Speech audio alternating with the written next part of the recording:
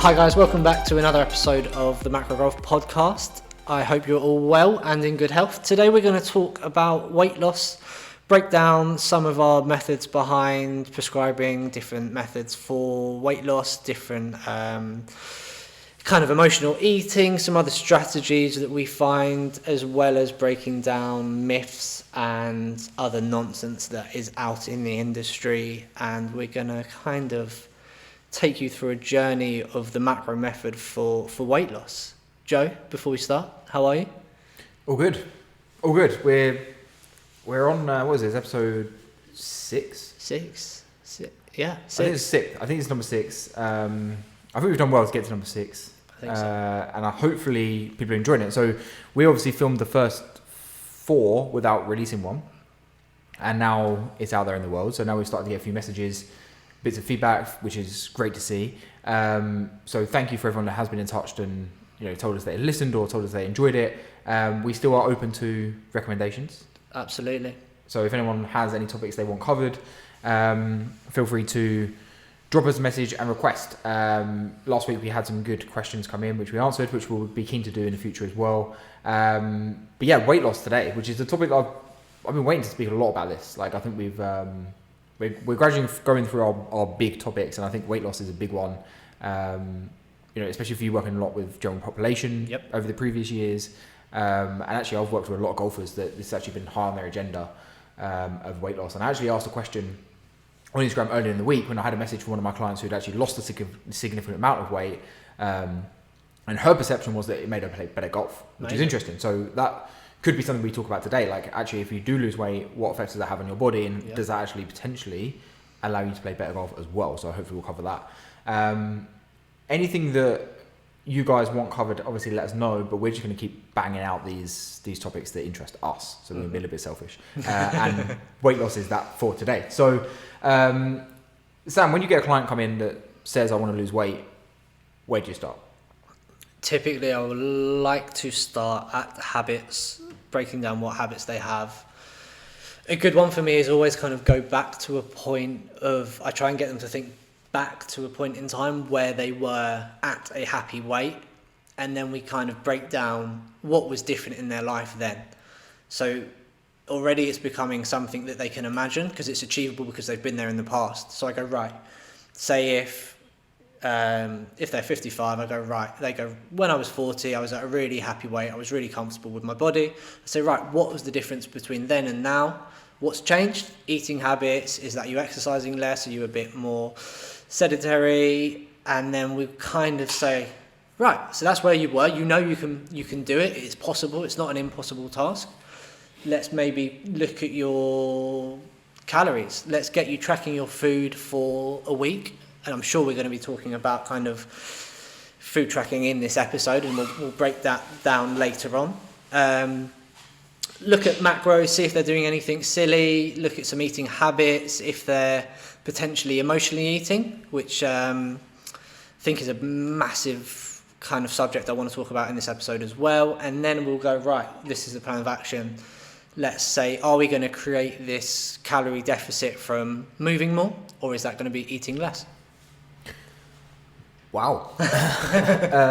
So you probably covered like all the topics that we probably want to talk about individually in this thing. So you spoke a little bit about habits, a little bit about you said like when they were happy, or when they were happy in their body. That's like a big one for weight loss as well. Like quite often being overweight is linked to them not feeling happy in their body, and they perceive the fact that losing weight will make them happier, which again is something we'll talk about.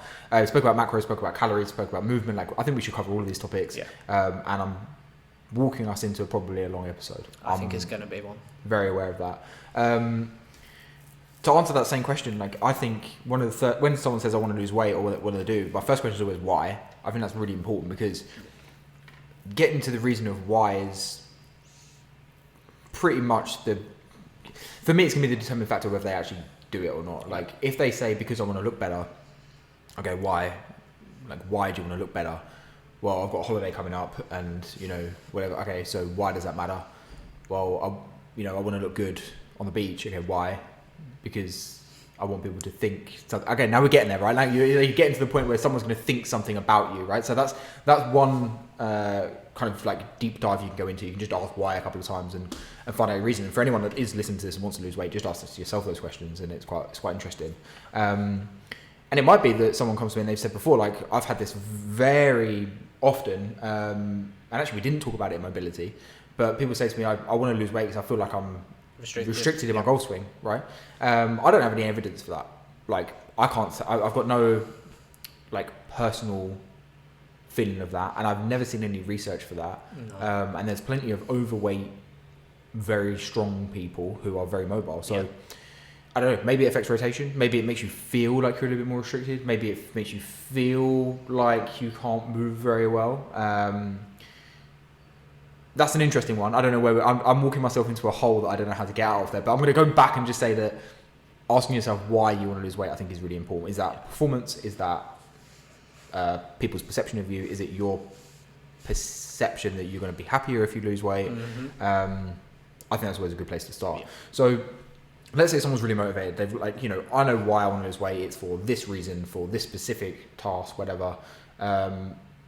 Like, how does that process start for you? Because like I've got a way that I do it, and I'd be really keen to know like how you go about, like, what's the first actions that you would then take with that person to say, okay, this is how we're gonna, let's say they want to lose, I don't know, 3 stone in the next 3 months. Like, how would you say, okay, this is how we're gonna do it? Like, what would be your my first action would be sending them away and getting them to do a food diary. I typically don't like clients to do this ongoing. I would, depending on the person and their lifestyle, probably get them doing it for 1 to 2 weeks.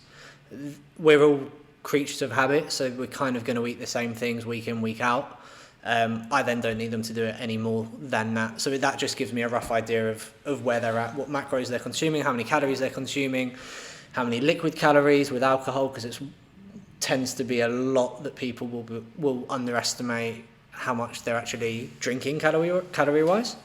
From then I'll analyse that and say, right, what changes can we create that feel like you're not dieting? The word dieting, for me, absolutely hate it because it's got so many negative connotations. Essentially, I'm on a diet right now. All your diet is what you put into your mouth, right? It's what you eat day to day. Dieting seems to be, it has these connotations of being restricted, or you can't eat this, or you shouldn't do that, and then there's all these negative thoughts attached to those things. I want to get away as far from that as possible. So yeah, food diary for a couple of weeks. I can then have a kind of look at that and see if there's any really easy areas that they're going wrong. That might be switching from fizzy drinks to diet drinks, to different types of condiments, different types of cooking oils, just some really easy wins that doesn't feel like they're changing too much. Typically that will create the ball starting to roll. They should see numbers starting to come down, and then from there they're more likely to adhere to maybe some stronger changes that we might need to implement down the line. So like nutrition essentially is like your first. That's my first, right? That would be my first go-to. Okay, so I think that's really interesting you say that, because I probably do the same. I'll probably say the same thing. By the way, guys, if you hear any weird noise coming now, we're at the studio and they've decided to cut the grass outside. So if there's any weird humming going on, that's Hartsbourne Country Club getting their greens fresh for you, if that's that noise. So yeah, shout out to the greenkeepers over here. So we could basically, when you say you start with nutrition, yes, I kind of start in the same place, but there's something I do before which I will ask the question to the client, and I'll say, do you actually know how weight loss occurs? Yeah. Like, do you actually know how the body loses weight? Because there'll be a set belief system in that individual where they would say, maybe they've lost weight previously, or maybe they've been told things by their friends. All I need to do is cut out carbs. Yeah, if I just don't eat after 8 o'clock, so there's always things in there, right? Like, and we'll talk about all of these things. And understanding where their brain currently is, I think, is really valuable. Absolutely. And that then, you understand that now you're working with, like, needing to improve the education of them, like understanding, okay, you don't understand how to lose weight, or you don't understand how to eat properly, or you don't understand, like, why you're currently overweight, or is it a behavioural thing? Like, I know I'm eating too much, and I know I don't move enough, and that's why I'm this weight, and I need help, sorting out my habits to get there, right? And I think that's quite important. There's a big difference there. Like, if it's behavioural, I think we can provide a lot of accountability and we can provide things, but you can work with what they're working with. If it's educational, I think there's an even quicker win because it's just they don't know that they're making a mistake and they don't know that they're doing it wrong. So I think both of those areas we can help with, but where their brain sits is important. But yeah, I would always start with nutrition as well. And I think, maybe we should cover that actually. Maybe we should cover like how weight loss actually occurs. That might be useful because we've jumped ahead. Yeah. Do I go? You go? I think we've got the same answer. You're on the roll. You're on the roll. I'm on the roll. So basically, I'll if you imagine your weight as your, let's use the bank account analogy, right? If you earn more money than you spend, then your bank account will increase, right?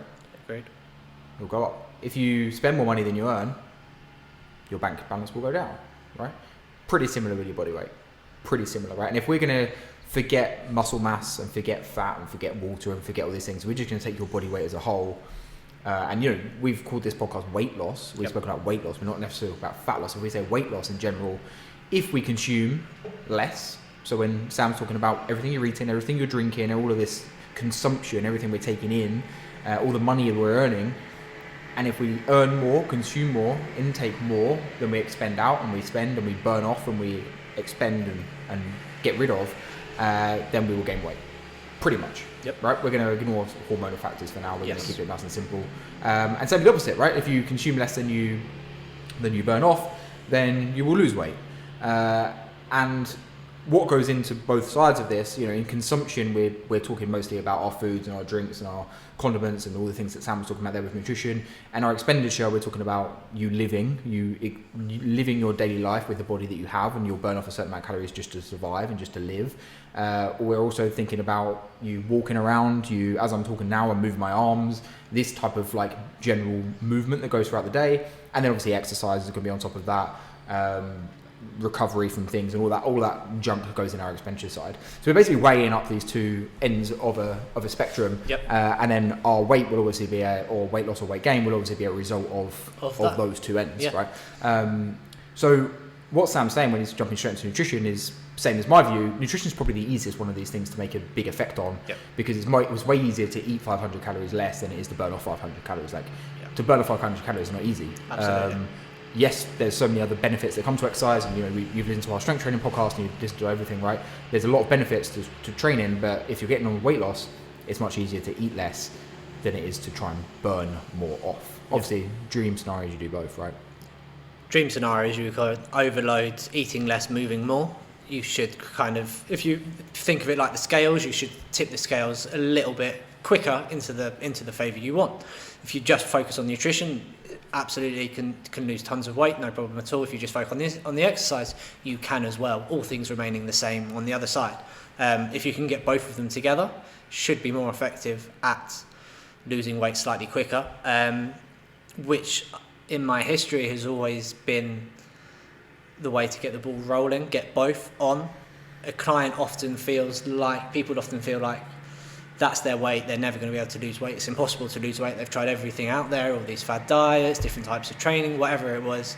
As soon as they start to see the scale going down, hopefully they're going to stick to it, they're going to adhere to the methods, and you should see a bit more momentum there. Yeah, I agree. It's like basically you're just hitting it from both sides, right? Like, and why not? Because if we're talking about, maybe we're jumping ahead, but if we're talking about the habits of someone saying like, I want to now lose weight, and they've got this motivation to lose weight, they probably want to improve their diet and their exercise at the same time. So why not do both? Right? Like, why not jump on that? So I do the same as you. Like, I actually get the client to fill out some kind of food diary for a week or 2 weeks, just for us to basically get an idea of what their current habits are and what they're currently doing. Because I always think like it's much easier to change what you're currently doing and adapt it slightly than it is to just start fresh and refresh. It's not going to be realistic. They're gonna feel like it's so out of their lifestyle that maybe they stick to it for 1 week, 2 weeks, 3 weeks, 5 weeks. After that, they're just going to go back to doing what they did before. 100%. So instead of thinking how do we drastically change something, we're thinking how do we improve it, adopt it. Powerful. So let's talk a little bit about that nutrition. So you mentioned there about calories, you mentioned about macronutrients, you mentioned about liquid calories, and you mentioned these things. Like, what's your overall concept of like nutrition if we're going to try and lose weight? So I think we get into a bit of a sticky area here where if we're just talking about kind of weight loss as opposed to optimum health, we kind of, they're conflicting areas. Essentially, I could go on a diet and eat Mars bars for a month. I could lose weight as long as I'm managing my calories in versus calories out. I could lose weight. I'm not going to be the healthiest I could ever be, but if we're just talking about weight loss, we need to essentially, when we're measuring calories, look at absolutely everything that we're putting into our mouths. That is food and drink. Typically, a lot of my male clients underestimate how much calories they're consuming with alcohol. Females, potentially, it might be different condiments, your mayonnaise, ketchup, different things like that, then can really, really add up over the month, over the weeks there. I don't think we need to get into kind of the depths of micronutrients and different things like that, because we are just talking about weight loss. So with macronutrients, we've got fats, carbohydrates, and protein. And like I said, kind of having a look at their food diary, we'll then evaluate, right, are you short on any of these areas?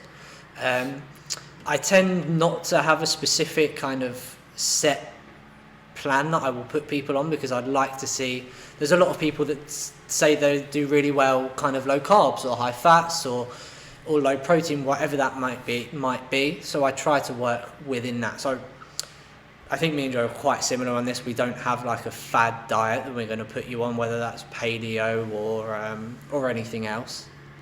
It's what works for you, and that's always how I'll work. So each weight loss journey for me is completely individual to the client. I think where we're getting ourselves stuck as well, like, and I can see you like wanting to go down a hole and then pulling yourself out. Like, I can literally see your brain ticking. Like, I don't want to go there. I don't want to go there. I don't want to go. So what we'll say for today, right? With the call we're doing today, or the episode we're doing today, we're talking specifically about weight loss, just right? Weight loss. And what's tricky with weight loss is it's very easy to get sucked into nutrition and down a nutrition hole. Yes. Of then like, okay, well, weight loss, but yeah, we want to also preserve muscle, and we want to optimize the fat loss rather than just losing muscle, and then we want to, then that gets into macros, and then that gets into all of these different things. So I think if we're going to stick with weight loss today. Yep.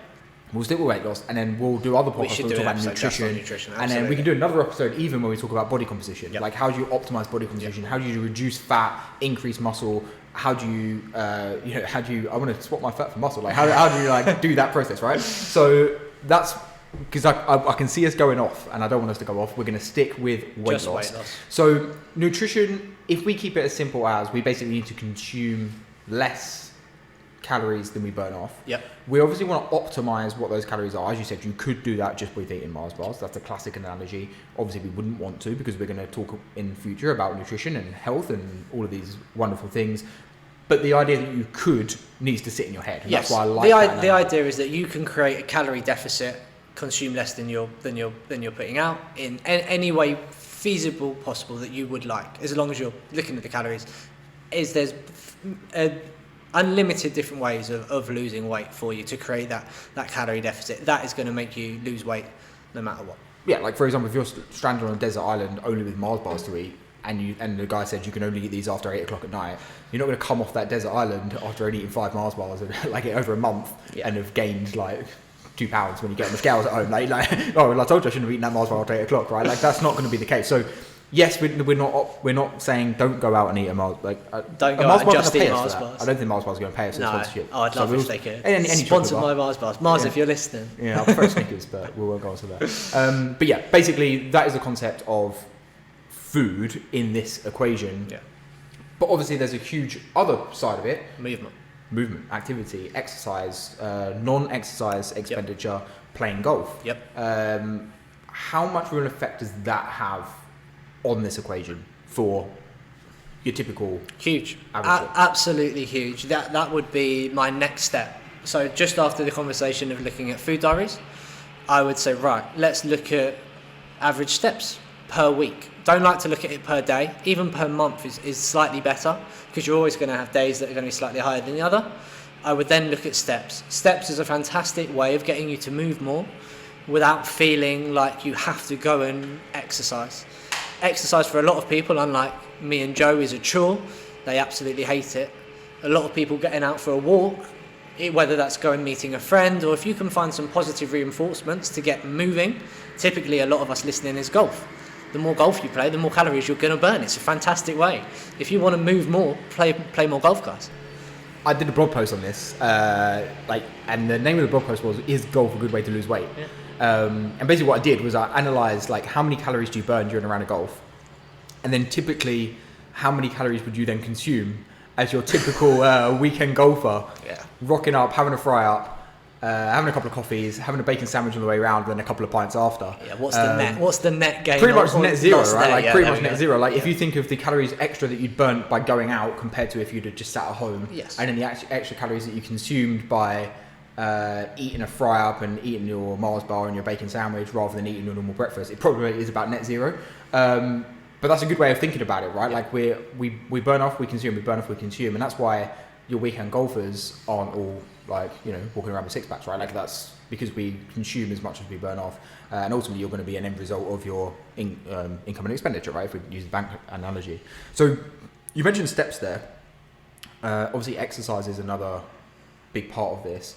When we're looking at the overall picture of, playing golf, formal exercise of like getting into the gym, your steps, and just living, like, what are some tricks that people can do to start to increase some of these across the board? I think steps is a big one, but are there any other things that people can start to do to increase this expenditure side?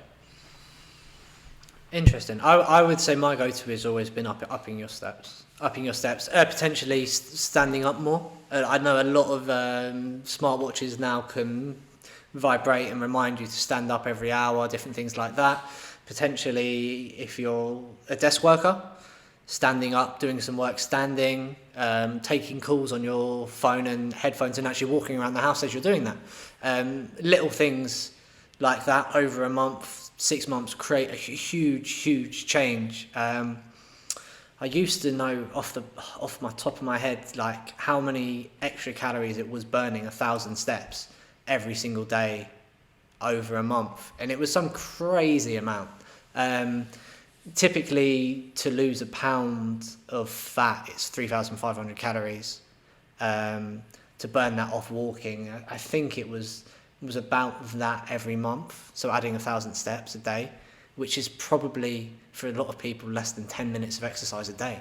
It's a crazy how quickly that can add up. Mate, find that stat. I need that stat right now in my life, because that is Golf Fitness School all over right there, we've just described. So Sam mentioned in there, which like I think is really important to go on. Like when we're talking about this balance between income, or like the amount that you consume, and the expenditure, the amount that you burn off, he threw the number out there, which is the correct number, which is 3,500 calories, is around 1 pound of fat. So if you overconsume by around 500 calories a day, or if you burn off 500 calories a day extra over a week, you can lose a pound. And that's kind of a good analogy for people to go for. Because if you imagine trying to burn off an extra 500 calories a day, that's quite tricky. To eat 500 calories less per day is a little bit easier, but it's a hell of a lot easier to just eat 250 calories less, burn off 250 calories more, and then get this net change of 3,500 over the week, which can give you this pound of loss. Have you found the number, Sam? Yeah, I was slightly off, guys.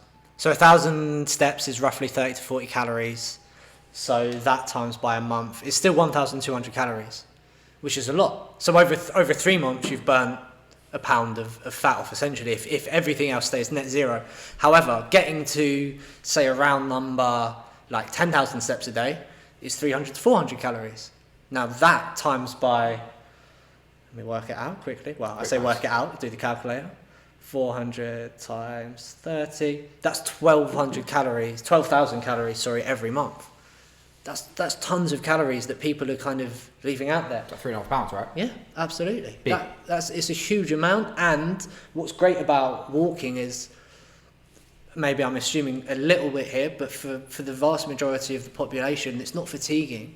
You can do 10,000 steps every single day without feeling sore, tired, fatigued, and you can go and repeat that and repeat that and repeat that. Those are the habits that me and Joe really like to instill in people that don't need too much discipline or motivation. It's something that should become, once it's in your routine, like a really nice part of your day. 100%. And like, even obviously I'm a big advocate of standing. I actually sat down today for this podcast. It's just weird, like it just feels odd. But like standing, for example, like I say to, like quite a lot of the calls that I do with my clients are like, say for example, if we're on Zoom, they'll be sat down and I'll be stood up, Yeah. right? And I will say to them, like, if we were to do a time lapse of this call, like your head would stay still for the whole hour, where I'd be all over the place. Yeah. My head would be moving all over the place. And it's not because I'm trying to do anything weird. It's just because standing isn't very comfortable. And when standing's not comfortable, it makes you move. So basically, all we're doing when we move from a seated position to a standing position is we promote movement. Yep. And that's what you're talking about. That movement Yeah. is then steps, it's movement, it's calories, Yeah. right? And that's why you'll always notice that person that fidgets all the time. They're never fat, are they? Yeah. But they're burning Yeah. calories constantly. They're annoying, but they're not fat. They're annoying, but not fat. But then that's like when we're trying to balance up these two sides with, that's what we're thinking, right? If you can attack this like movement, notice we haven't even mentioned the gym yet. Yep. We've not even mentioned a treadmill in the gym. We've not even mentioned you going out for a run. We've not even mentioned any of this stuff, right? Before we even get to exercise and how much of an effect that can have on weight loss, there's so much more you can do. Like just making slightly better food choices.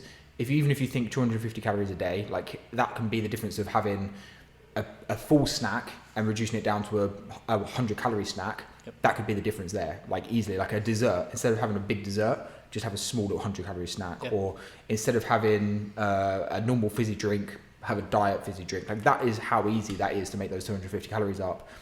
Extra 250 calories of movement. Sam's already said it there. That's not that many more steps for you to get done in a day. Suddenly you're losing a pound a week. Yeah. Like that's powerful. We've not stepped in the gym. We've not even got sweaty at this point Yeah. to actually burn off the calories. And that's how easy weight loss can happen if you get this like kind of small stuff right.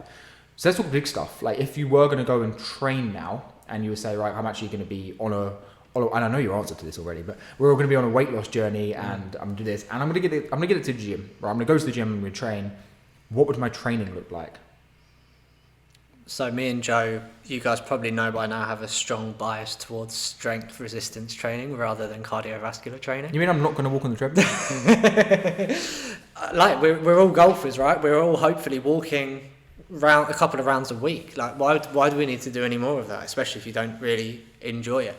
The benefits of strength training we've spoken about before. However, the more muscle mass we can put on person, so I'm Joe, I'm going to add 1 kilogram of muscle mass to me. That extra muscle mass now compared to the other person is going to burn more calories by doing absolutely nothing.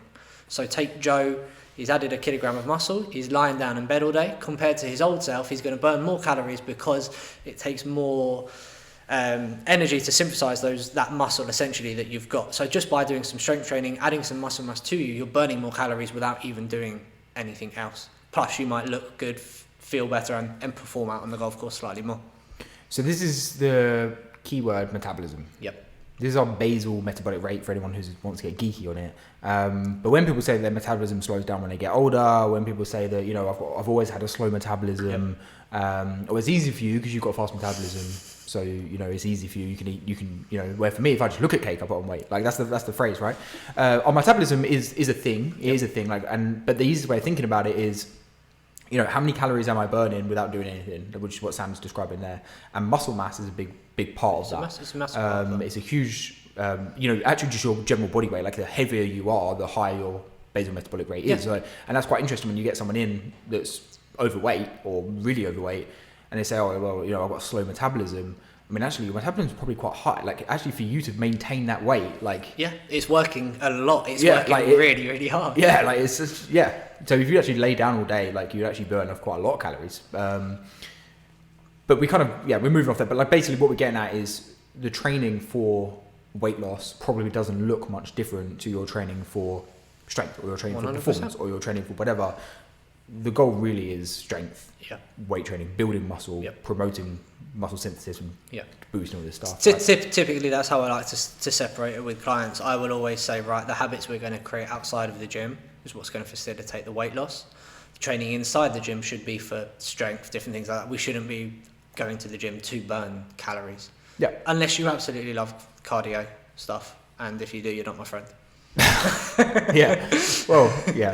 No, I take that back. There's just so many different ways to facilitate it. There's been a massive kind of surge in popularity for like HIIT classes and different things like that, where you're burning tons and tons of calories in a really short time. You're getting lots of of sweat, you're releasing loads of endorphins, you feel great. If that's what you love, perfect. Anything that you can do and stick to that, go for it. Absolutely go for it. And I think there's like two bits to that I'll add. Like one with the strength training, also, but if you're doing it for aesthetic reasons, then when you lose the weight, you look better anyway. Like building muscle is obviously going to be part of that journey. And two, that obviously those other things do work. Like if you just went and ran on a treadmill for 2 hours every day, you would burn a lot of calories and you would lose weight. We're not saying that isn't the case. No. Same doing like big high intensity circuit classes for an hour, you're going to burn a lot of calories in that class. You're going to burn a lot of calories after that class when you recover. We're not saying that's not going to be the case. We're just saying that you don't have to do that to have weight loss, and that's not necessarily the way that I would program. For someone I know, it's not the way you would, because it's extreme, it's intense. Like, and some people love it. Some people would do it for a week and never go back. Typically, as well, it's getting to the point where people are training for the marathon now. Over my years PTing, the amount of clients I've had come to me after running the marathon saying they've actually put on weight. So they're doing the most exercise they've ever done. They're running further than they've ever done before. They get back from these runs and they literally have the biggest fry-ups, lunches, and you feel like you're burning it off, but in reality you're actually not. Like, for you to kind of burn as much energy as you're eating, people really underestimate the difference there. So it's why I tend not to use exercise for weight loss, because it's just the gap is so different. People, if you were to kind of get people to guesstimate how many calories they'd burned in a workout compared to how many calories they were on a plate, it would be way off. So I like to create weight loss out of the gym. I like to use the gym for performance in different areas like that. And also like making it a little bit more realistic to the general population. Like, let's say for example you've got to work late that day and you can't get to the gym. Absolutely. Then suddenly you're like, oh no, now I'm going to gain weight. Like, it's not, just keep your eating like regular, and you're fine. You just didn't train that day. It's not a problem. You can still keep all your other habits. Like, that's a good thing about nutrition, is it doesn't. I know we're going to go down a different route of like meal prep and like being organised and this stuff, but it doesn't really take any time out of your day either. Like, when people say I don't have time to exercise, that's fine. Like, we can actually still get progress just by making better decisions in your food, which doesn't take time as such. It's just making a better decision when you have the opportunity to, which I think is really powerful. How do people sustain weight loss? Sustain weight loss. Well, this is the thing. So this is why I went on my little rant earlier about diets and why I hate the word diet. I think the stat is something crazy that I think 90%, it might even be 95% of diets don't work. And that's being defined as losing weight and keeping the weight off for a minimum of 6 months. 95% of that doesn't work. People don't do. They might lose weight, they'll go off the diet, and then they put the weight back on. So it's not sustained. The way to sustain it is actually like, once you've lost weight and you're kind of comfortable with the number or how you look aesthetically, whatever kind of measurements you're using, maintenance is actually like a really good place to be at, and it's a really kind of fun place to be at, because you can not worry so much about creating a deficit. You can kind of earn your calories in exercise and pay it off, like the bank account type of analogy we've been using. It's a really fun way of staying there. The way I kind of, it's interesting, since kind of learning more about flexible dieting and creating habits and different behaviours changes there, I don't really talk about kind of sustaining the weight loss, because people have created those habits. So we're not asking for a change. We're kind of saying, right, let's stick to where we're at, and you're at a fantastic place. It's a really enjoyable place to be. What about you, Joe? Do you had the kind of any history working with clients? They might have lost loads of weight and yo-yoed a little bit, which we see a lot. Yeah, 100%. So I think when you're getting onto fad diets, like, I wouldn't say fad, like every single diet anyone has ever done that's lost weight has lost weight in the same way. Yeah. So whether you've done a diet that's been no carb, or whether you've done a diet that's intermittent fasting, or whether you've done a diet that's paleo or Atkins or anything else, the way that diet has worked for you in terms of it losing weight has been because it's reduced the amount of calories you've consumed, and you've basically consumed less calories than you burnt off, right? That's the only way that diet's worked. That diet didn't work because you didn't eat for 16 hours. Yes. It worked because you didn't eat for 16 hours, you didn't consume as many calories, right? Once you understand that, then it's just a case of, okay, well, I assume that a diet where I can't eat for 16 hours, or a diet where I can't eat specific things, or specific foods are restricted or completely forbidden, that's probably not going to be as sustainable for me for the rest of my life. Yep. Right? So if I've gone, okay, now I'm going to be paleo and I'm only going to eat these things, then I get to a restaurant and there's nothing for me, that's going to be quite difficult and more likely to fail. Or, I go out and I want to eat out and there's nothing there for me, I'm just going to eat whatever today and then I'm off that diet, right? So that's always going to be less sustainable. So I always think that for maintaining weight loss, we need to find the habits from the start that are actually going to be habits you can maintain for the rest of your life. So when someone says to me, I'm going to start taking these replacement shakes, or I'm going to start intermittent fasting, I'm not going to eat for 16 hours and I'm going to eat and for whatever. Okay. Is that doable for the rest of your life, or are you just doing it now for an instant result? If we can find something and habits that are doable for the rest of our life, it's going to be much easier to sustain that. It's going to be much easier for you to say, okay, now I can just adopt these habits and maintain these habits for X amount of time, or as long as I need to lose weight for, or as long as I want to stay this weight. Basically think of the weight that you want to be and behave like that weight. Yeah. If that makes sense. Yeah. Then that's sustainable, right? Whether that's gym, whether that's nutrition, whether that's getting more steps in, whether that's standing up at your desk, find those habits and adopt those habits that are sustainable, and then just do those habits and the weight will happen and it will stay there. Yeah, absolutely. One thing we haven't touched upon that I think a lot of people kind of underestimate is actually how many calories you burn when you're sleeping. Typically, if you look at all your different activities during the day, whether that's exercising, standing, steps, whatever that may be, the biggest area where you're actually burning calories is in your sleep. You've got your body restoring, you've got your brain restoring all the memories. The longer you sleep, the more calories you're going to burn. So if you're kind of underperforming sleep-wise and getting less than average, focus on that and you will see a massive change just focusing on sleeping. Going into nutrition a little bit just on this, typically they've shown that the less you sleep, the less healthy your choices are the next day in terms of food-wise as well. So they've done some really interesting studies on letting people sleep less, putting them in front of a buffet in the morning. Typically, the people that sleep less will go for less healthy foods than the people that have slept more. So sleep is another really easy way to kind of increase how many calories you're burning. There's a really good study on sleep as well, where because people often say that when they lack sleep they're getting weight. Like obviously this reason is big one for making poorer decisions. Yes. is a big one. But what they also looked at is they done stuff where they reduced the sleep but then equated for calories. So they actually had to consume the same amount of calories as the people that had the full amount of sleep. What they found was that the people that had limited sleep stored more fat around the belly. So that idea of like the typical dad bod where people moan about, like when they're lacking sleep and they've got the kids and whatever, they gain weight around the stomach. Like there is actually science behind that, which is like lack of sleep makes you store fat in these specific areas. So like, although we're talking about weight loss, like the storing of fat will change how your body is composed. And then what it looks like, right? And then people might say like, actually I need to lose weight, but actually it's just we maybe just need to look at these habits and how your body is then reacting to these things and where are you storing this fat, are you losing muscle, and actually redistributing. So it's not always necessarily a weight loss, sometimes it's weight redistribution, which leads us perfectly on to what we're going to do in a couple of podcasts time. Not today, we're not getting tempted. We're not getting tempted. So summarising weight loss, someone comes to you, they want to lose weight, they want to go through this process. You've said that nutrition, we've said movement.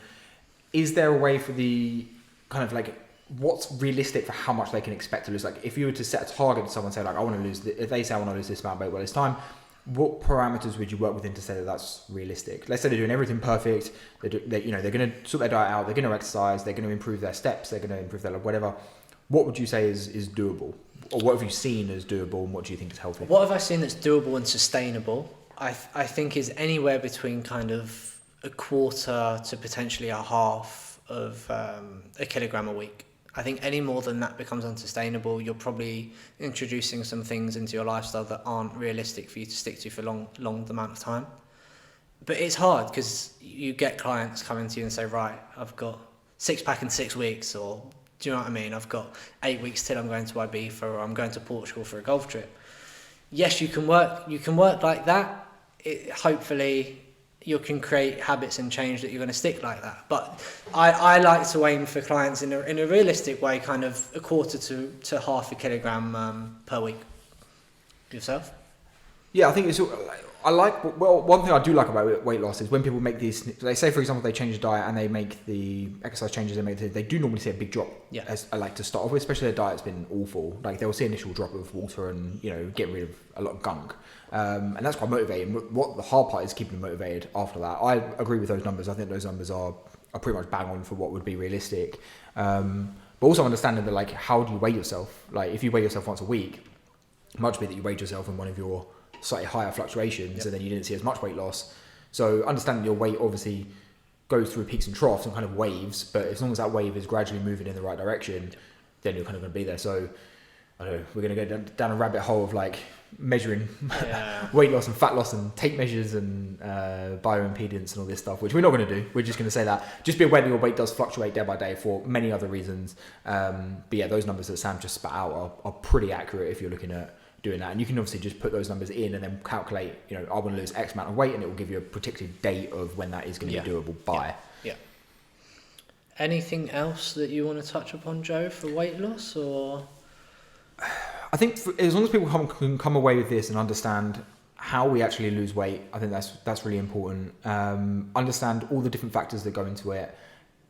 Find what's going to be your easiest way of doing that. If you know that your nutrition just can't be touched because, whatever reason, then you can work on the movement side. If you know that movement can't be touched because you haven't got enough time, then it can be touched on the nutrition side. Ideally, we work on both.